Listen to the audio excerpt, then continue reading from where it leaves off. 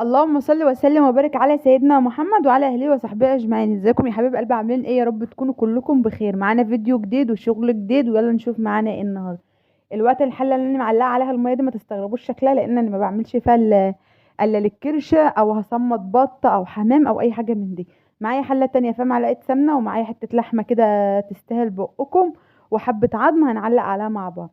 الوقت هشوح اللحمة، هنزل عليها بصلاية وطماطماية وورق لورا وحبهان ومستكة وفلفل اسمر وبهارات لحمة. هشوحها الاول في السمنة كده زي ما انتوا شايفين، هنزل عليها بالحاجة اهو. شوحها كده الاول وبعد كده هننزل عليها الحاجة بتاعتها بقى اهو. معايا بقى طماطماية وبصلاية وورق لورا وحبهان ومستكة، وهحط شوية بهارات لحمة وشعرة فلفل اسمر.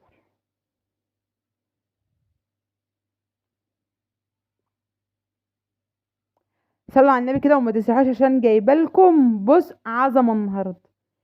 انا هعمل لكم عظمه زي ما انتوا شايفين كده بقى. زود لها بقى، كنت انا غاليه لها حله ميه جنبي غير ديت، هزودها ميه بقى، ميه سخنه اهو. الجمال عدى الكلام.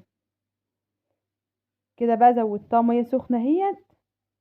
هقلبها بقى تقليبه محترمه وهسيبها مع نفسها.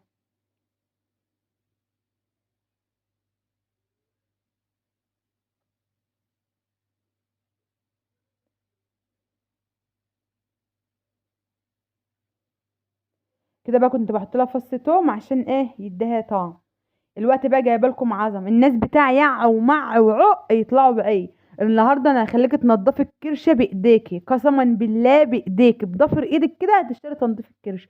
دلوقتي معايا كيس بيكنج باودر حطيته في قلب الميه، ومعايا حبايتين ريفو اسبرين من الصيدليه. الميه تستحملي تحطي ايدك فيها، الميه ما تكونش بتغلي.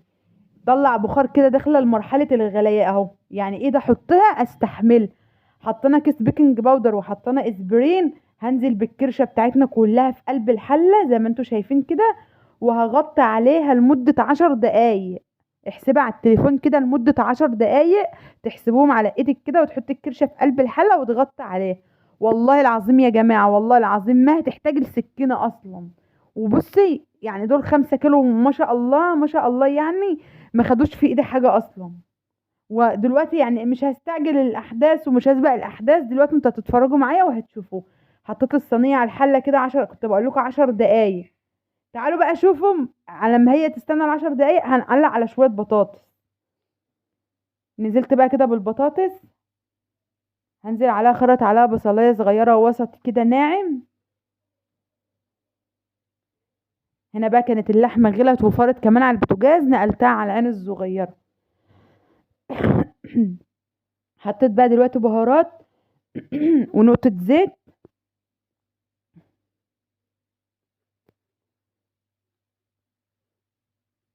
كان عندي حبيتين ورق لورا حطيتهم، وحطيت واحدة ماجي، وحطيت شوية مية بس مع الطماطم زودتها. عما الشوربة تعمل هزودها شرب. هقلبها بقى واغطي عليها زي ما انتوا شايفين كده بقى. عدنا ال10 دقايق شوفوا اهو، لا دجل ولا شعوذة اهو. اهو شايفين يا جماعة؟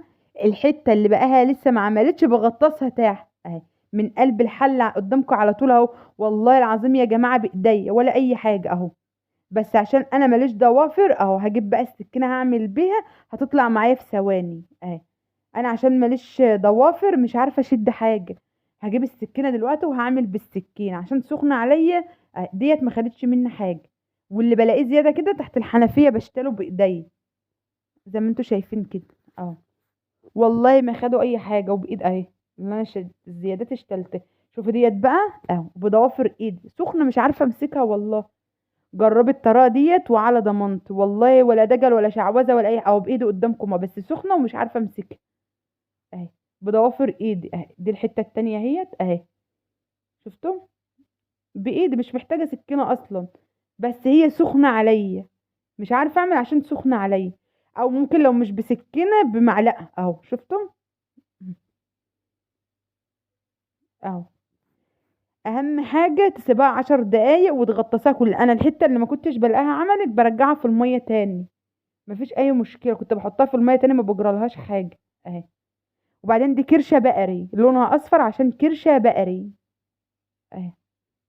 اهو شفت ديت اهي اهي.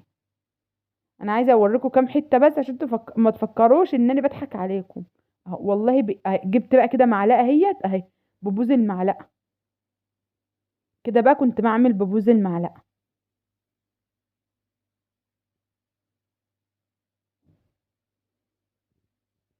والله العظيم يا جماعه انا استغربت من النتيجه اصلا.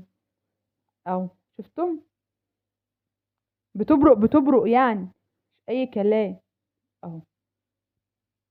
واللي بلاقيها فيها لسه حاجه صغيره انا بغسلها تحت ايديها تحت الحنفيه، وبفضل وراها لحد ما اطلعها بالسكين. اهو شفتم، ما شاء الله ما شاء الله، اللهم بارك، ما خلوش مني اي وقت ولا اي حاجه. زي ما انتوا شايفين كده. حط واحده بيكنج باودر واتنين ريفو في قلب الميه، الميه ما تكونش بتغلي، الميه تكون داخله في مرحله الغليان، ايدك تستحملها.